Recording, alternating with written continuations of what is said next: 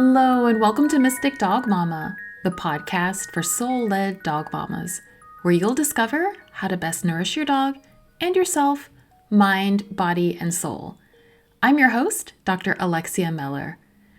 Welcome or welcome back. I'm so grateful to have you here with me. Today, we hold space for something quietly radical: the idea that your home, the furniture, the light, the way the curtains breathe, is not just a backdrop to your life, but a living partner in your healing, your rituals, and your reclamation of power. I'm so honored to be talking with Paula Agudelo, a sacred interiors designer who helps women transform rooms into medicine.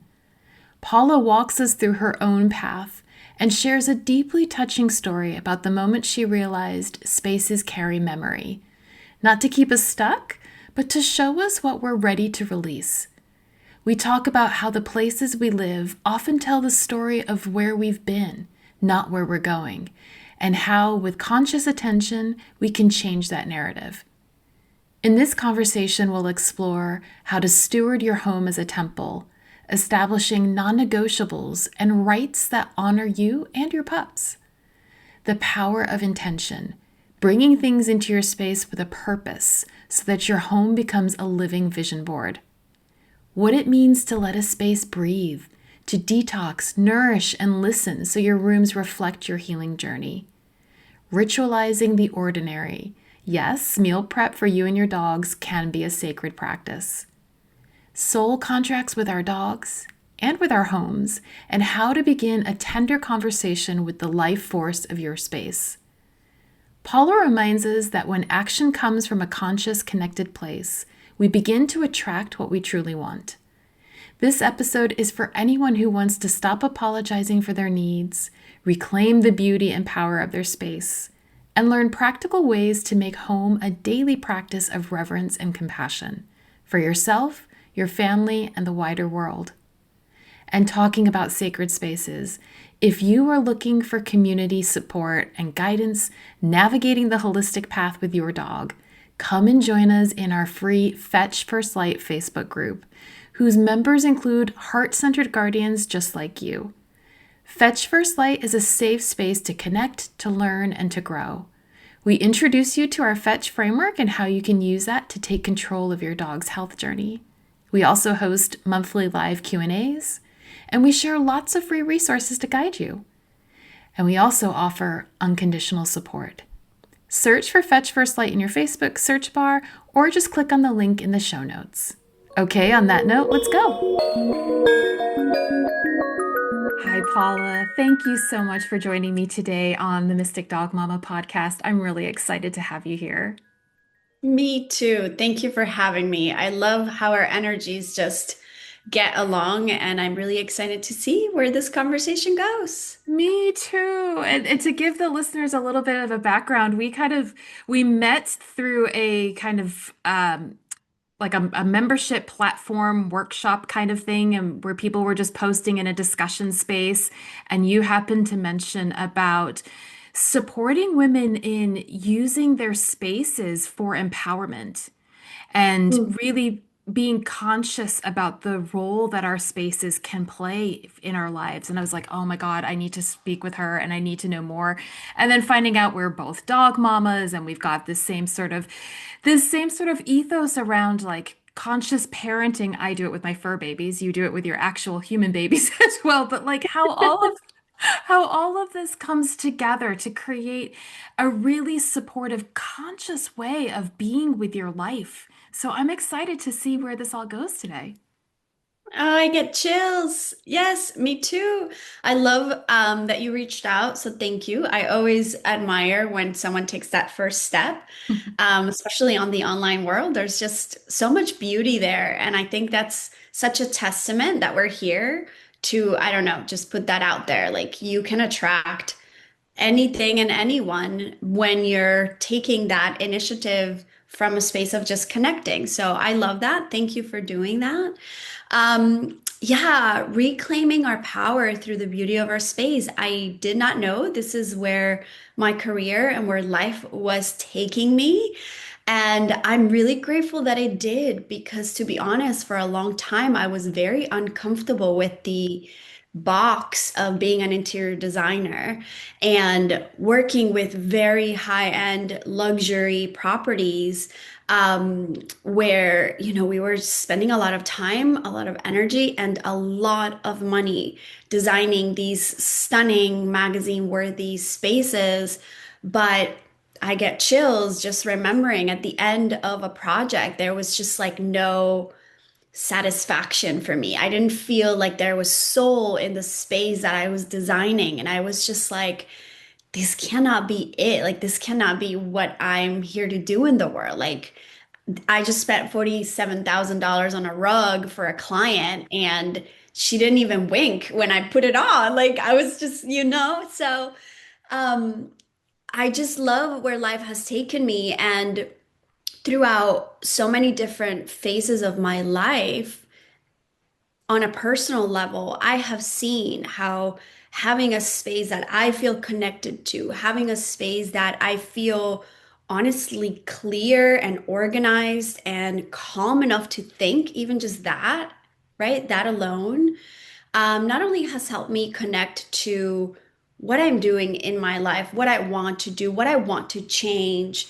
but also it's helped me get the focus, the energy, and the vitality to actually carry on and do it. And so, yeah, empowering women through sacred spaces is what my dharma, just was revealed to me, and that's what I'm here to do. Oh, I love it. So, what does that look like in practice for you? What does it mean to actually empower people through their spaces? Yeah, I think a big part of what that looks like for me is helping women recognize that the outside world, literally their home, their office, their kitchen, their bedroom, is more often than not telling a story of where they've been. Most women I speak to really will say they love their life, they love their career, they have big ambitions, they have big dreams, but their house is a disaster, right? It's chaotic. Maybe they have a bunch of hand-me-downs. Maybe they have just settled for a lot of things, stuff that they don't really like, that they don't really love. And what that tells me is where else in our life are we settling for hand-me-downs, for crumbs, for not really showing up in the way we really want to. And so, on a practical level, that might look like letting go of all those things, physical things, that we have created attachment to for whatever reason. There's a million reasons. And really getting clear with acknowledging what am I a no to anymore? What do I not want to have in my life and in my space? And I would say that's really the first step always is the release, which with it comes a lot of healing, comes a lot of awareness, a lot of just aha moments are revealed through that process. And that alone oftentimes changes our habits, right? We're in a world where we have more access to credit than we ever did before.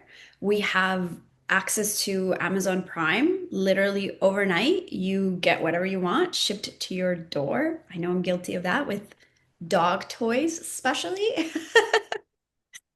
Um, and we have bigger spaces than we ever did before. And so we have this like compulsion to fill space.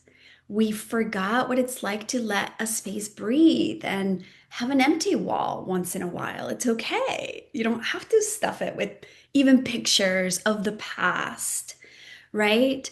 And so, so much healing happens with that first step of releasing. And then what that does is we now open space. We open space for new beginnings, new possibilities, new desires that maybe we didn't know we had. And the next level of that is kind of like the sexy realm of interior design, which is where we get to play with lighting, with fabrics, with patterns, with color, with whatever you're excited about. Maybe it's really old, vintage, thrifted pieces that you're excited to bring in. Maybe it's very clean, contemporary things. That is up to each person. I don't actually care what that looks like. But it's now bringing things in with more intention, with more awareness of what they're symbolizing about not just where you've been and where you are, but what are we calling in? And so that's where I like to say our home becomes a vision board. It's every single corner helping us manifest what it is that we're a yes to. Oh, I love that. And I love that you're talking about the healing that comes with all of this too, because I had an experience where I had a storage unit for, and I think a lot of people have probably had this experience too. I didn't even go in it for 5 years because I wasn't in the area. And I recently went into it to empty it. And it was like encountering a version of myself that I didn't even know anymore. I just didn't recognize. And to think that there was a reason I held on to all of this, and a large part of it had to do with I had to keep things for my doctoral thesis and all that related to art projects. And so there was just a mishmash of things that were related to that, some personal things I'd kept. And I think going through that process of actually working through it and in a sense like sort of Marie Kondoing like what actually feels good to me and honoring the parts of myself that those pieces were energetically attached to, right? They're not Yeah. attached to that current version of me, but they were still such a part of building the person that I have become. And it was really emotional actually to Yeah. go through all of this, and because it was like a time capsule for one, but also having to face parts of myself that I hadn't necessarily enjoyed, but being grateful for that. And also releasing, like you're saying, that releasing of the expectations I had of myself or the need to hold on to that part of myself and allow the current me to come into a different relationship through things Yes. with that past version of myself. And I know that you've spoken a little bit about some of that in your own life too, of like the way that different objects hold on to, they quite literally are holding on to energy and different versions of ourselves. And I wondered if you could touch on that for people. Yeah, yeah. Oh my gosh, I have so many chills. It is really just fascinating to me how attached we get to what, things that we brought on with us for a long time represent. And I think that a lot of times it shows up as scarcity mindset and like old scarce beliefs that we still carry with us, where we're just afraid of if I like go to this, will I ever have something like this again? Or am I gonna have space for more? Or like all the what ifs, right, come up. I know that's a big emotional thing for people. I think the other piece energetically is guilt, where we may have splurged or we may have worked hard to buy something, or maybe someone gifted us something. And even though in our gut and in our instinct and in our intuition, we didn't really like it, we didn't really care for the thing, we feel bad that X, Y, or Z person gave it to us. And so we keep it. And so there's a lot we learn about that process in terms of being truthful to ourselves, in terms of having boundaries, in terms of really defining how we want to live and what we accept into our space and into our home. I think that's a really big, beautiful new habit that might come from being aware of what we're releasing and letting go. And it's not a linear process, and it doesn't have to happen overnight. It's also, I always like to say, it's also not um, you know, a way to sponsor minimalism or support minimalism. Like minimalism is not the only way. Some people love that. I'm a maximalist at heart. Like I need to have a lot of different things that I enjoy. Like sometimes when I travel, I try to travel light, but I'm like, traveling is really uncomfortable for me. So I like to bring the things that make me feel comfortable. So I've got all my oils and my malas and my oracle cards, and my boyfriend's like, but those cards are so heavy. Like, do you have to carry them? Yes, I need them. I want them. And so I just think it's really important to be very clear that what clutter is very personal. But at the end of the day, the most powerful message that I like to share when it comes to stuff and when it comes to the energetic release is that clutter stagnates us on a physical level. Literally, the studies are there showing how cortisol levels rise in a woman when there's clutter in her space. Interestingly enough, they don't do the same for men. Clutter does not do the same for men. They just kind of are blind to it. But women are not. It spikes their cortisol levels. On a mental health level, there's also lots of research showing how anxiety and even people with neurodiversity are affected more when there's clutter and chaos and untidy spaces. Same with depression. Oftentimes, you can see when a person's depressed, the last thing they want to do is clean up their space or tidy or organize. And then on a spiritual level, on an energetic level, there's also a lot happening. And what really is the core of it is we're not allowing new blessings, new opportunities, new miracles to come into our space because we quite literally don't have room for it. No, that makes a lot of sense. And I think it's that whole adage, isn't it, that what we see on the outside is just a reflection of what's going on the inside. And I think it's that mirroring. And it's actually quite similar to the way that I often talk about dogs being mirrors for us. And when we are projecting about their behaviors or even them becoming stressed by the kind of situations, the physical situations that they're in as well. And I think for me, that's at the core of what healing is really about, that it's not even necessarily about, like you were saying, the clutter is personal. It's actually not about the clutter itself, but more about like what is the invitation of that clutter for you and how can you explore that? So do you have a way of walking people through that experience? Because I bet it's probably a lot easier for you to see it in a sense for somebody than for them to see it for themselves. So are there some things that you do to help people walk through that? What can often be a really painful and difficult process to go through. Oh, absolutely. I would say, in fact, it's the number one reason why where people get stuck. Like a lot of times people want to redesign a room and they want to refresh or they want to make changes in their life and start new habits. Maybe it's about their health, maybe it's about their finances, maybe it's about their relationship, maybe it's about their family, which their dogs are part of the family domain in our homes. And the number one obstacle oftentimes is clutter. They just feel so incredibly overwhelmed because it takes a lot of time and energy. And emotionally, it's so draining that they don't know how to digest or process what's coming up, right? And so I do love to guide my clients through that process. And we do that inside of the Sacred Home membership. And I also do that through some free resources. So if there's anyone who's willing to go through that process and wants to be guided step by step, I do have tons of resources on that. But essentially, it depends on your personality. I like to say I have two paths to decluttering and releasing.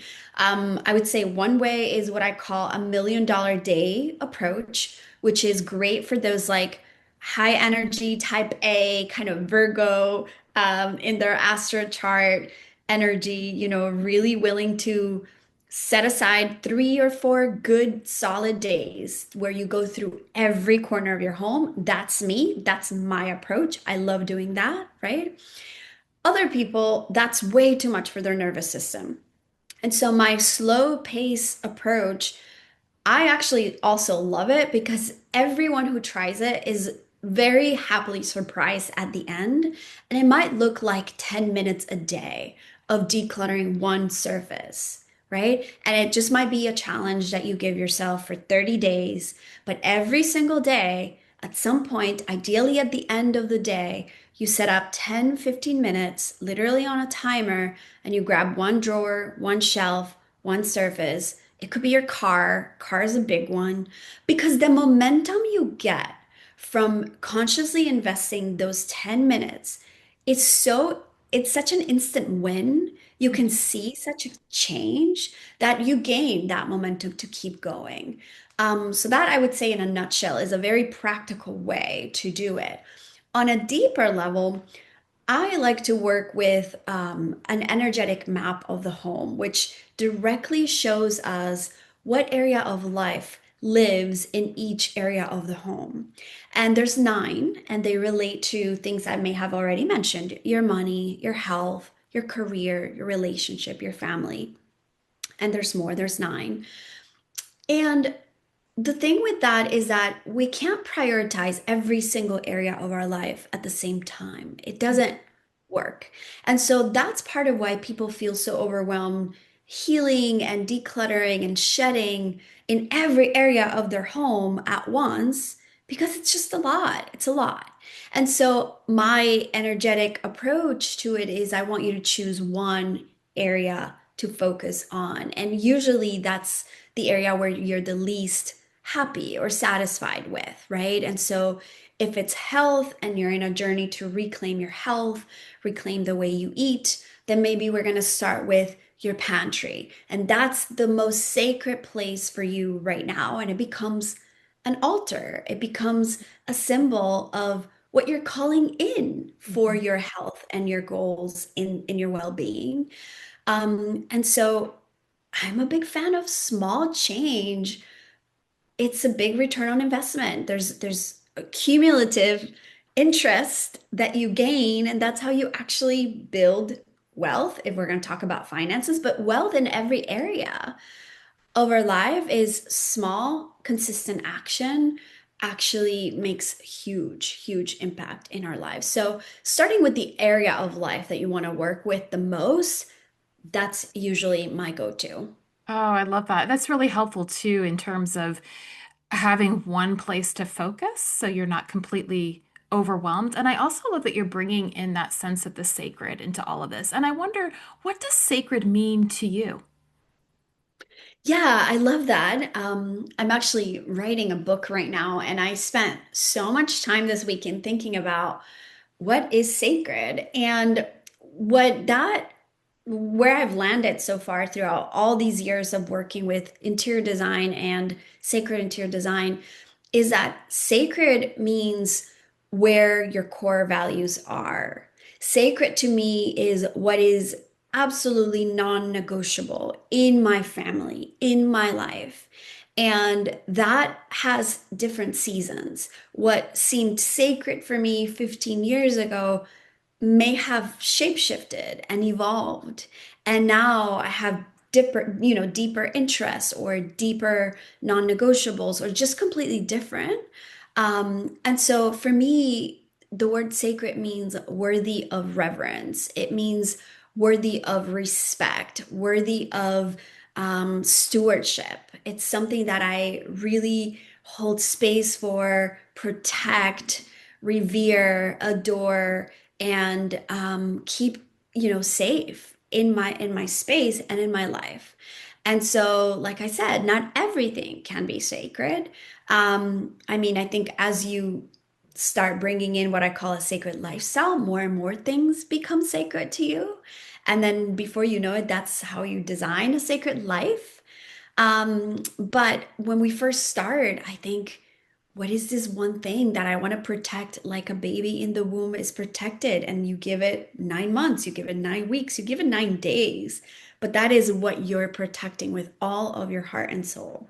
Mm, I love that. I love that. And I think that is interesting to think about the whole non-negotiable thing as being part of the sacred as well. Because I think for me, I've sort of struggled with defining that for myself because I think it's a term that gets used a lot. I use it a lot too, but I think actually taking moments to really sit down and reflect on what that actually means for us each individually is such an important part of this process that you're describing in terms of bringing a level of consciousness into everything that we're doing and intention. And there's also part of what I'm picking up from you when you're describing that sense of sacredness too is even this embedding of ceremony and ritual.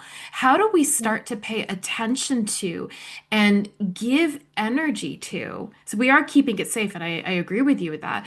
And it's also where we're putting our energy, where we're Yeah. giving our focus. And that is the most powerful thing that we have as conscious beings having a human experience is where are we putting our attention and our energy? And I wonder how you felt about that. It is. It really is about how intentional we are with the things that we're doing. And I like to also always add that the word sacred does get used, I think, often, which is, I think, great in many ways. But oftentimes people think it's about religion or it's about a specific belief system. Oftentimes people might also think it's a yogic philosophy or you have to be a meditator or this and that. And like there's a lot of myths around the word. But all it means in a very simple way and in a very modern world, like we're all living in the real world, right?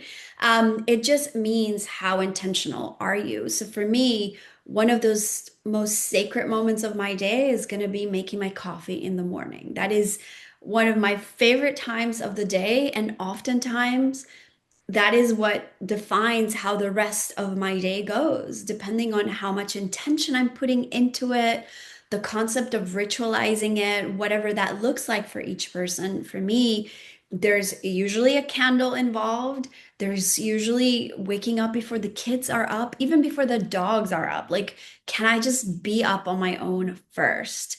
And sometimes I can do that for a couple of hours and it's heaven. And sometimes I can do it for 3 minutes. And I'm just like, I need 3 minutes, everybody, of just don't talk to me. And that's my sacred boundary. And it's a ritual. Um, and I think that's part of why, to me, creating an environment that invites you to ritualize your most mundane tasks is actually, I think, the gold. It really is. Because when you can pack your kids' lunches and make that a ritual, when you can cook for your dogs, and maybe that's the ritual, right? Like for me, that's my Sunday afternoon ritual. I'm meal prepping for all of us, dogs included. And so that's a time that I keep sacred. There's maybe music, sometimes there's Latin music going on, and it's just a way to celebrate this thing you have to do that oftentimes I fight and I'm like, oh, I have to make all this food, right? It's a choice. It's a conscious choice to switch how I feel about it. And having a ritual around it helps make it more joyful, which personally, I think when it comes to food, the energy that you make it with is huge. Um, and there's just so much that changes for doing something so simple in that way. So it is about intention and how you put your energy into something. I think I often say that it's not what you do, that's just what matters at the end of the day. Hmm. No, I agree with you, and I love that you're bringing that into the kind of everyday, and that's actually something that I talk about with the dogs, and when we're making their food, I always suggest like if you're in a bad mood, don't make their food, right? Like wait until you're feeling good because there is such power. To me, that's at the core of healing, is the Yeah. energy that's going into something. And so if you're in a foul mood and you're resenting actually making the food, that is what your dog is going to consume. And so if you can't shift that energy, if you can't shake it, do it at Yeah. another time because it's so powerful. But I wonder too if this might be a good time to kind of dive into some of the sort of like the conscious aspects that we were describing in our last conversation of how we approach the roles that our dogs are playing in our spaces and in our lives, and also how we're consciously caring for those beings and how that's related for you with your journey with your kids too. Yes. Oh my gosh. It's such a beautiful topic.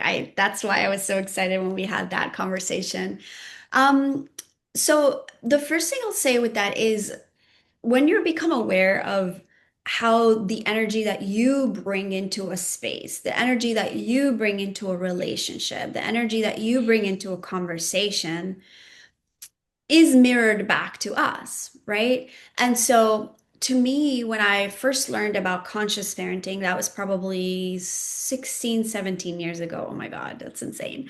Um, my oldest daughter is going to be 16, and that's when I was first introduced to conscious parenting. And what I've been learning, very humbly, making so many mistakes, is that how we show up is instantly mirrored back to us. And so what I did not know is that was something you could also bring into our relationship with our dogs. And when I first learned about it, I started to just be like, one, obsessed, learning about it, playing with that energy, like even just seeing how my dog's behavior would change depending on how I was showing up. And so, all of that to say, just my mind spinning with so many ideas, all of that to say is that I love seeing them, my dogs, as part of our family and being treated in the same exact way that I want to show up for my daughters.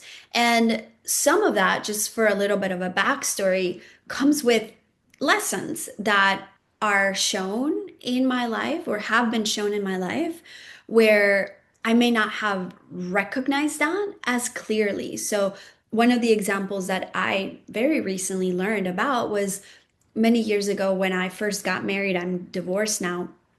I had this dog. His name was Nemo, and he was the cutest Chihuahua, and I adored him. And I had this incredible relationship with this dog. He was the first dog I had that I really, really just became intimate with in a deep level. And he was a huge companion for me during a very difficult loss of someone who died. And he was just such a guardian angel for me during my grieving process. He really was.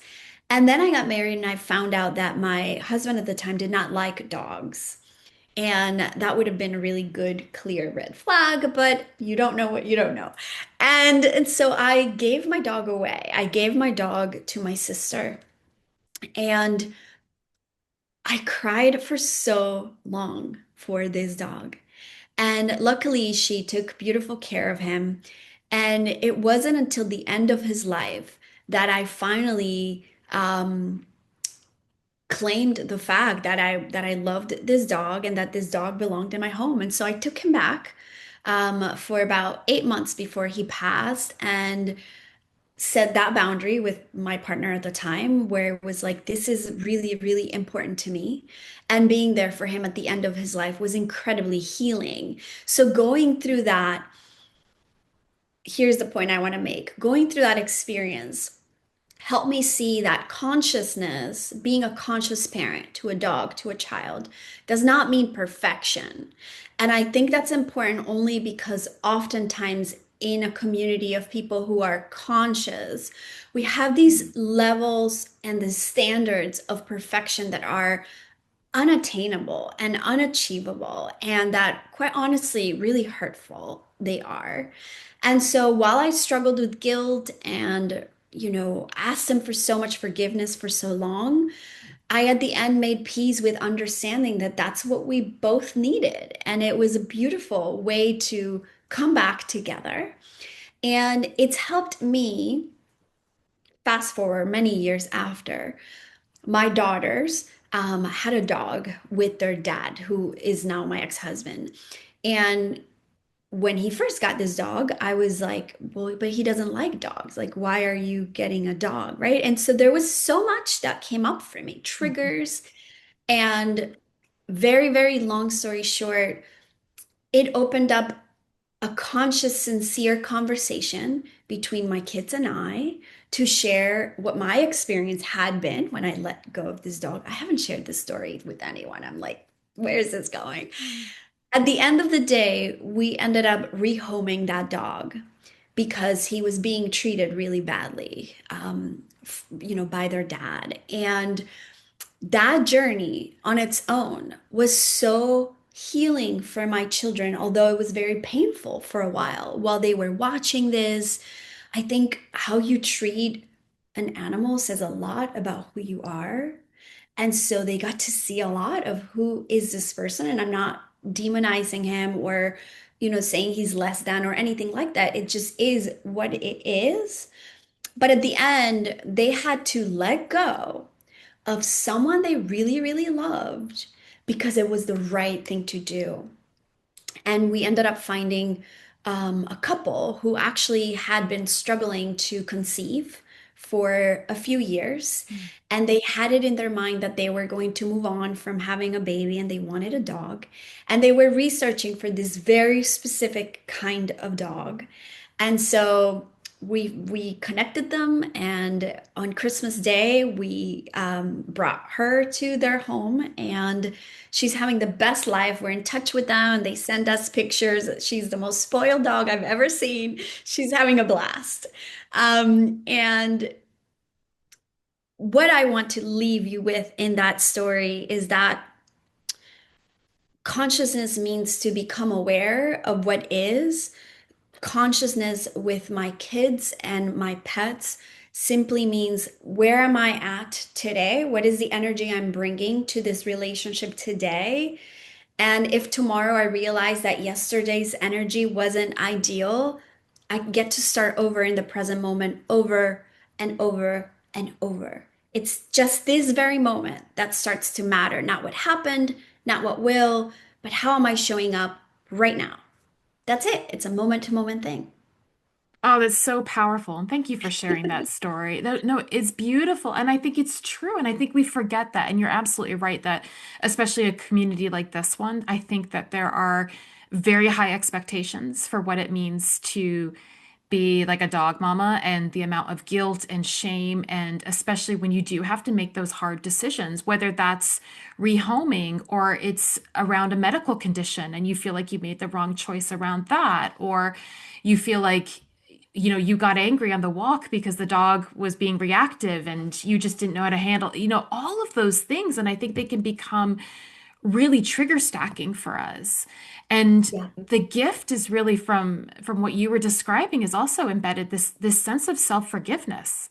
We can be really Yes. quick to forgive other people, but I think it can be a bit of a harder process to forgive ourselves. But again, that's what these things are showing up for us to Mhm. experience that level of, can I still love myself despite feeling like I made a mistake or I failed something or what have you. And I ultimately think that is at the root of what healing is. It is. It is. And I think also the connection I've learned to make with being a conscious parent of my pets and my children is that there's always something deeper driving their behavior, right? We're also as a parent so quick to like shame them or want to cut it out, or like kind of label them and judge them for however they're behaving, whether it's, I don't know, biting, chewing on stuff, whining. Kids whine a lot. They also bite and they chew on stuff. So it goes for all of them. um, there's just we're so quick to just judge.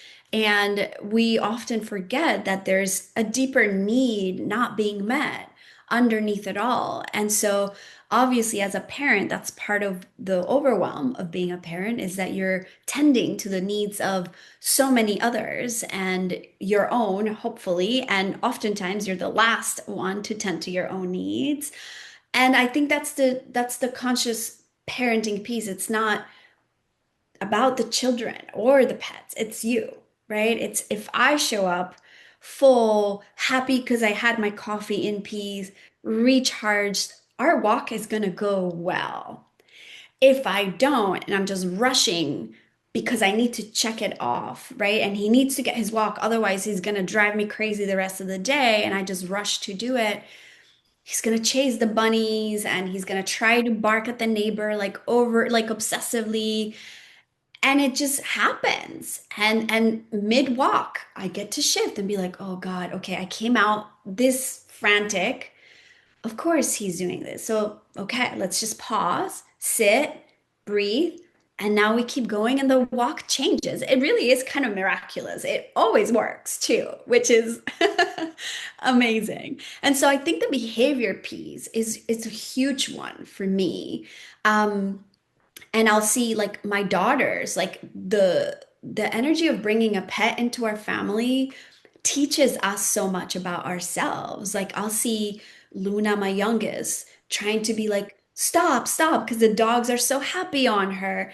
But I'm like, you're not claiming your space. Your body position is saying, grab me, lick me, get me, like you're slouching over. But when you stand up tall and you claim your space, there's this bubble around you, they watch you and then they follow, right? But you're not. So are you aware of how you're showing up? Because you're blaming the dogs for being annoying, but how are you showing up? She doesn't like it when I tell her that often.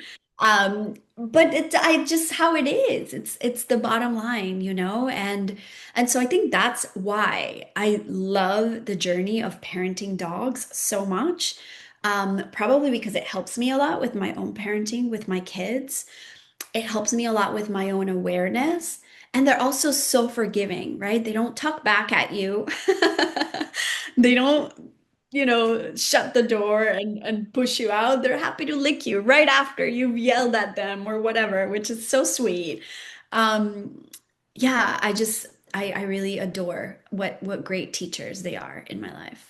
They're huge teachers, and I think they are the kings and queens of presence. So going back to what you were saying about coming back to this now moment over and over and over, and having that as a choice point to choose again, that's what they do all the time. That's just how they Yeah. live their lives, which is beautiful. Which, I do. I love that. And I think that's also what children do very often when they're younger, because they're just in the moment. They express their need in whatever way they can. And then, depending on how attuned you are to their needs, then they can shift so quickly. Like, I mean, they literally will go from screaming and crying to just giggling and happy playing. And then we're the ones that are like, what just happened? We don't exactly. know how to shift. Yeah. I love it. I love it. I wondered, what are your thoughts on soul contracts with our dogs? Like, do you believe that that exists? And if 100%. yeah, yeah. Yeah. We don't even have to say anymore. But go ahead. I interrupted you. No, no. But so given that, do you feel like we also have soul contracts with places and spaces? Mm, I love that so much. I do. I do. I think that obviously those are all contracts and agreements that we can renegotiate at any time. I think that's really important to know. I was writing about this weekend because the experience of being in one place for a long time hasn't been my experience. I've moved so much my entire life. I've never really been in one place for that long. And yet, every house I go to, whether it's a multi-million dollar home, which is where I lived in my marital home at the time, or move into a very ghetto apartment with mice in it and fleas in it, literally. I've been able to make it home. I have. And so I think how those soul contracts with a space, I see it as spaces are also deities and they're also alive. And they're also there to teach us certain things about ourselves during whatever season of life we are in. So for me, the need for luxury and opulence, which really meant at the time safety and a possibility for abundance and prosperity that I may not have grown up with. I experienced that in that home. And so for that, I'm really, really grateful. And so when it was time to leave, even though I was downsizing, I left with the wisdom the house gave me of I can make any place sacred and I am worthy of that level of prosperity and abundance in my life, no matter where I might go next for a little bit. Right. And then I went into this next location, which was the one with the mouse. I now lovingly call it the mouse house. And so much came out of that. I learned to focus on what was within me and not so much caring about what the outside looked like while still making it my own. And till this day, are just like mind blown that I could transform such a lame little place into such a beautiful place and without a lot of money and on a very, very tight space and budget. Um, but it's because I knew what my focus and my non-negotiables and what domain of life I was focusing on. And and I did it. Like when I moved to that little house, our agreement was the house and I, you're focusing on money because I'm here to remind you that you need money, right? And so money became the focus. And money from a very loving place, from an energy of circulating wealth, from an energy of contributing to the world, from an energy of not just greed, right? And not material things, but just abundance. And that's what I did. I focused on doing that. And when the money came and it was time to go to the next chapter, I found this beautiful house surrounded by horses and farms and lots of land. And here I am, and here I've been. This has been like a really beautiful healing womb space for me. And here I am going through my stuff, taking inventory, ready to take on a new chapter to move somewhere else again. And this time, this is why I always say like the release and the letting go of things is not linear. It's just always there. Like here I am having tears around letting go of a headboard that belonged to my brother, and that was the headboard of the room I moved into when I first got separated. And there's attachment to that, and there's emotions to digest around that one piece of furniture. Okay, there's a million other things I need to sort through, but that one thing. And so I see this home as yeah, a deity, an entity that I at some point made a contract with of this is where we're going to settle for a little bit. It's probably the house at least my youngest daughter has lived in for the longest in her whole life. So this probably will be a home she'll remember for a long time. And so I'm grateful. And so now I'm in the process of acknowledging self-forgiveness, all the things I may have criticized about this space, all the things I may not have thought were good enough that I judged because I didn't like the cabinet colors and I couldn't change it because I was renting and I was just like, oh, I didn't like them. Right. Um, and then so much gratitude for the beautiful boundaries I've created, for the memories I've created. This has been a home where my relationship with my new partner has really blossomed.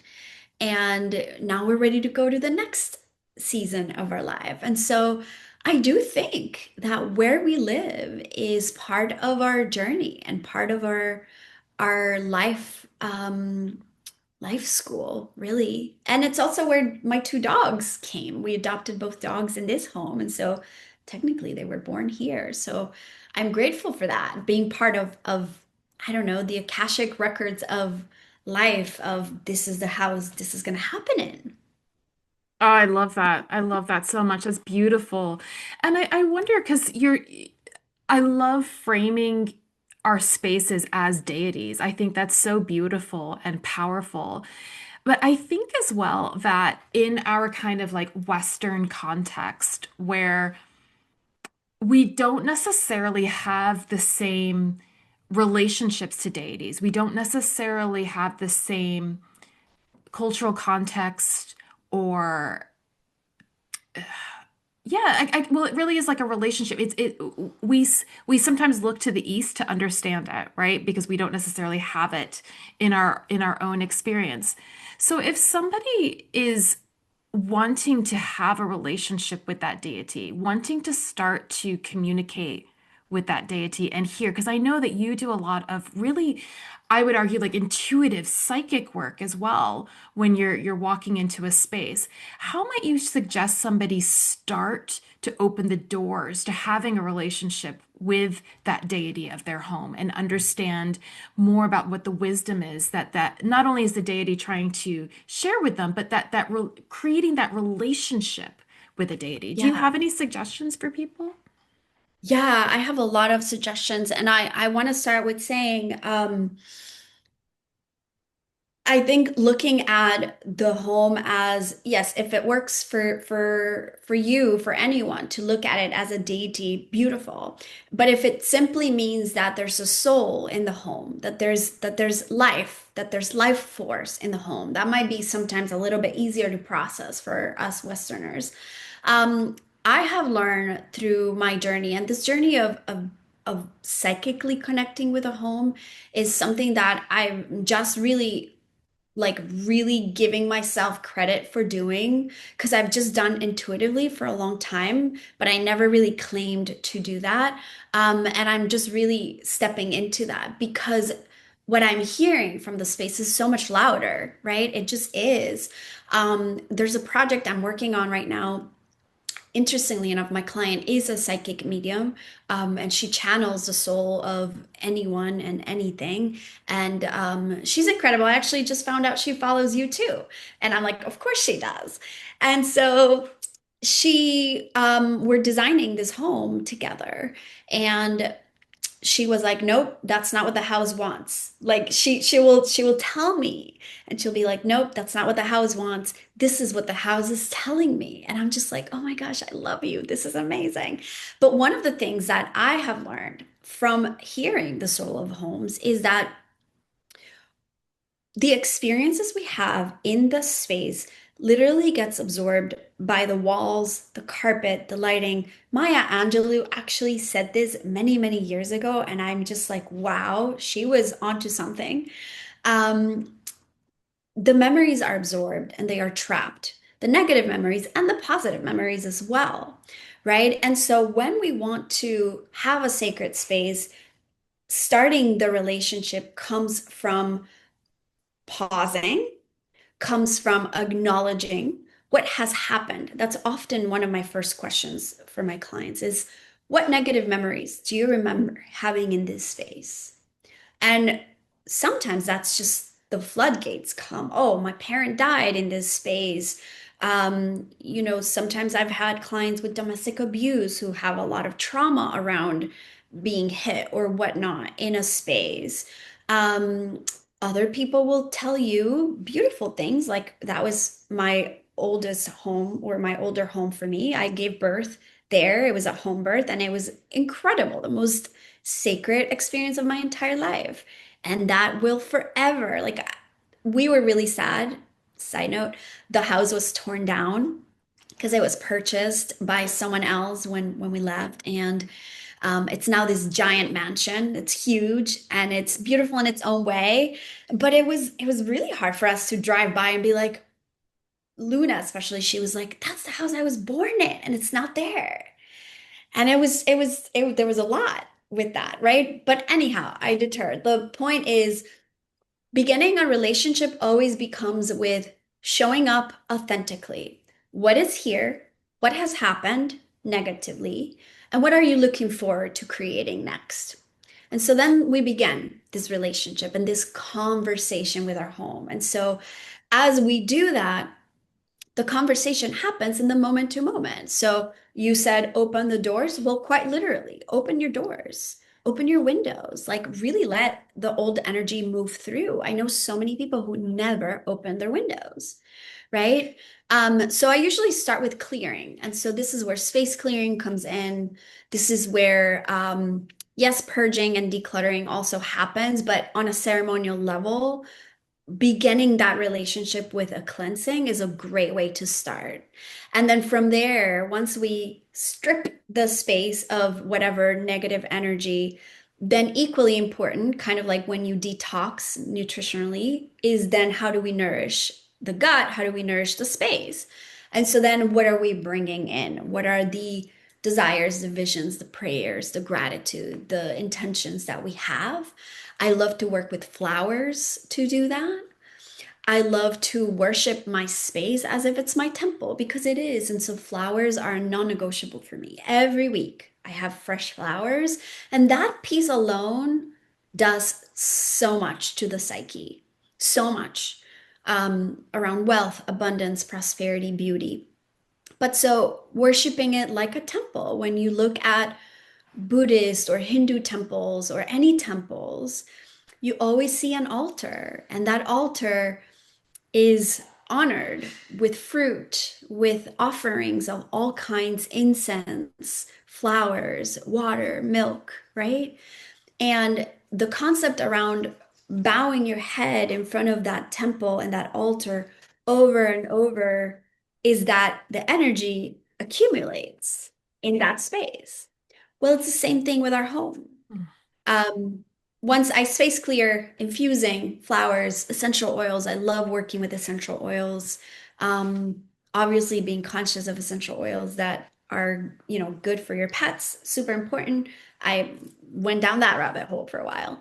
And so I think that's the relationship, it's the acknowledgement.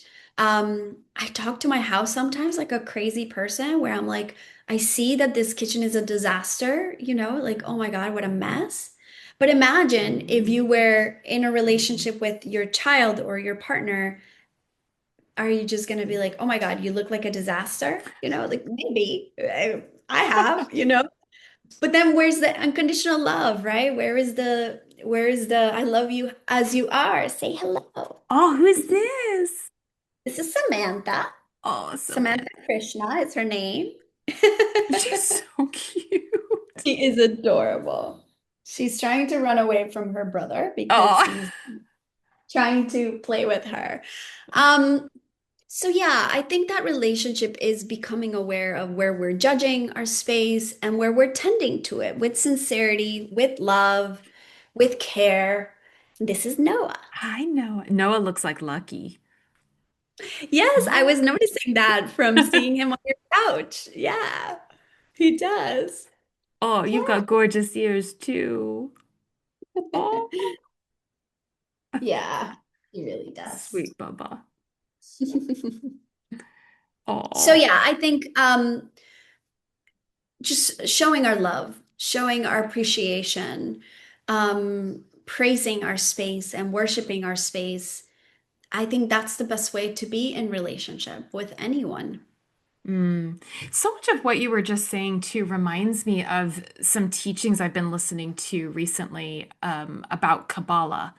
And I'm not a Kabbalist, but there are certain things that are really standing out to me right now, especially well within my own journey, but also kind of where we're at collectively, where the world Mm. can feel dark and heavy right now, and it can feel like well, why is it important that I'm focusing on my space when there's potentially World War III happening? That sort of dichotomy. But in reality, what you can do in your own space, in your own life, is so important to shifting the collective. And one of the things that I have heard, David Guillaume is a Kabbalistic teacher that I listen to quite often, and he's always saying that from a Kabbalistic perspective, if we can approach each day by asking, you start your day off, what can I give today? How can I, because in the giving, so when you're giving the offerings, for example, when you're giving your attention, you're giving your intention, you're giving your time, you're giving your wisdom, whatever it is that you're giving, that in doing so, you become a greater vessel for the light of the Creator in this world. That's Yeah. how we do it. And that's how we shift whatever it is that we're experiencing in the wider world. And I think that becomes, for me, a very potent reminder of why getting the flowers is important, why talking to your space is important. It's not a selfish act. It's not a superficial act.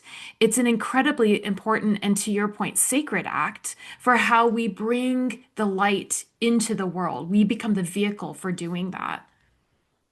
I could not agree with you more or say that in a better way. I think um, on a deep level, the foundation of me creating sacred space for myself started when I was very young, and I'm from Colombia, and we were going through a time of a lot of challenge. It was the time of Escobar, and there were bombs everywhere, and it was also the time where my dad was murdered in Colombia. And I genuinely feel like that was the very beginning of me intuitively knowing what it felt like. Because as an empath, as a Pisces, like I just feel so incredibly deeply. And it was the way that I could cope with my grief. It was the way that I could um, it's going to make me emotional, have a sense of hope, have Mm. a sense of um, there is a good place out there. The world is a good place. Because if not, what is the point of being here if we're not seeing that as the main lens in which we see the world? And I recently had a family constellation session. I've been doing family constellation for a long time, probably 4 years, and I do them non-negotiably every month. I have an incredible facilitator who leads me through it. And just a few weeks ago, um, very long story short, I had this memory of during that time when my dad died, my mom being incredibly depressed, and she was in a very dark bedroom, and I just felt a lot of fear when I was remembering this. It was very dark, it was very dirty, it was very messy, and essentially what I was doing through this session was rewiring my brain to meet the needs that were not met then, now. And it was amazing to me that the first thing that little Paula did in this visual was tidy up, open the curtains, open the windows, turn the lights on. I cleaned the table, I brought flowers, I lit a candle, and then I laid next to her in bed Mm. to say, I'm here with you.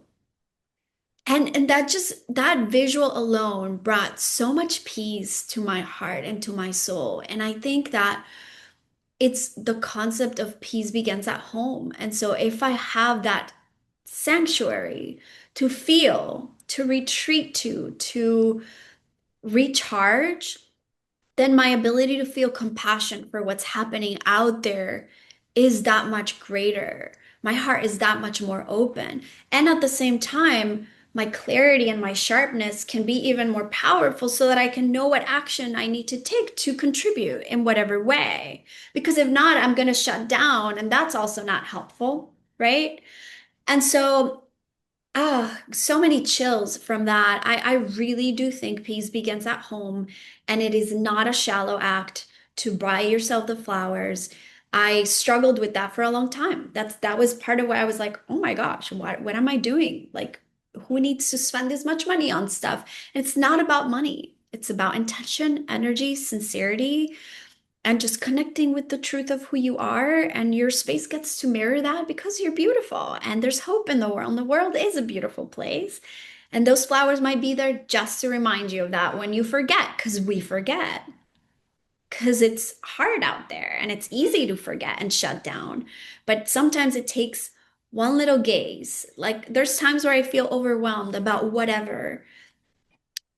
We all have difficult things in our lives. There's a almost a war happening out there, but how many internal wars do we have with ourselves, with our children, with our spouses, right? Those are the wars that we need to bring peace to first and nonviolence to first. And that's happening between the four walls. That is your home. I love that. Thank you for sharing that. I'm so sorry you had to go through that, but I'm so grateful that you were able to find light within that for yourself, and as a result, you're bringing so much light to the world. Yeah, thank you. I think that's the purpose. I really do. I think that's the purpose of darkness is to alchemize it, transmute it, and what light can come out of it. That's just it. Yeah, no, I agree. Thank you for that. Paula, if people want to learn more about your work and you've got a book that you're going to be publishing as well, and you've got all sorts of amazing offerings, where can they find out more and how could they work with you? I would say you can always find me on Instagram at Sacred Interiors. I'm there pretty often. My website is a great place to get some of the free resources that I have, learn more about the kinds of services that I offer, and connect with me. My email's there, so you can always send me an email. That's sacredinteriors.design. That's the website. And yeah, I love to connect with people and just, see what they're doing and answer questions when they have questions about a space. One of the resources I have on there is a 3-day home reset, where you can pretty much do everything we talked about. You get to know, what area of your house refers to what area of your life and understand your space from that energetic level, and then begin the work of releasing and then making the space beautiful to call in what they're wanting to manifest. So yeah, those are the two best places to find me. Perfect. And I will leave those links in the show notes so you can access Paula directly from there. Paula, is there anything I've not asked you that you feel like you want to make sure that we leave listeners with today? No, there isn't anything. I feel like this conversation was so beautiful and so complete. And I really feel so like ready for my day and so at ease after being here with you. So thank you. Oh, thank you. You are such a delight. You're such a gem. And like I said, such a light in the world. I'm so grateful for you and for the work you're doing. I have one last question for you, though, before I let you Yeah. go. And this is a question that I ask all of my guests. And that is, what do you feel that your dogs, it could be Samantha and Noah, it could be Nemo, it could be any other dog that you've had an engagement with in your life. What do you feel like they've taught you about what it means to be human? Oh my gosh. You're gonna make me cry. Well, I'm going to say a little bit about each because they all have taught me so much. Nemo taught me so much about unconditional love. The fact that yeah, I'm just no disclaimer, just unconditional love is what I learned from Nemo. Um, Samantha has really shown me the beauty of surrender. She really, yeah, has mirrored back to me that dynamic of being in control and also surrendering. She knows how to do both very well, and I'm just learning. Um, and Noah has brought, I actually channeled him. He's the first like official channeling that I have done, which is very exciting. And he came to teach me that I am complete, that I have nothing else to search for, that I am complete just as I am, especially on a family level. He literally said that to me on the message. He's like, I came to complete your family. You are complete. And so, yeah, that's beautiful. It's Thank you for so asking. beautiful. Oh, thank you for those beautiful answers on the beautiful pups. Oh, Paula, thank you so much for your time and your energy and your wisdom today. It was such a pleasure connecting with you. Same. Thank you so much for the work that you're doing and for having me here. What a beautiful experience. Oh, thank you. You're welcome back anytime. Thank you. Thank you so much for joining me for my conversation with Paula Agudelo. I hope that you found it helpful and that it inspires you to take one small action today to build your relationship with your home. To connect with Paula and to learn how you can work with her, I've left links to her website and Instagram page in the show notes. Stacy Renfrey and I would love to invite you into the sacred space of our Fetch First Light group on Facebook. If you are looking for a safe and supportive space and a wonderful community of like-hearted dog guardians just like you, then come and join us. It's free, we share resources, host monthly lives, and most importantly, we offer unconditional support. I've left the link in the show notes. All right, until next time.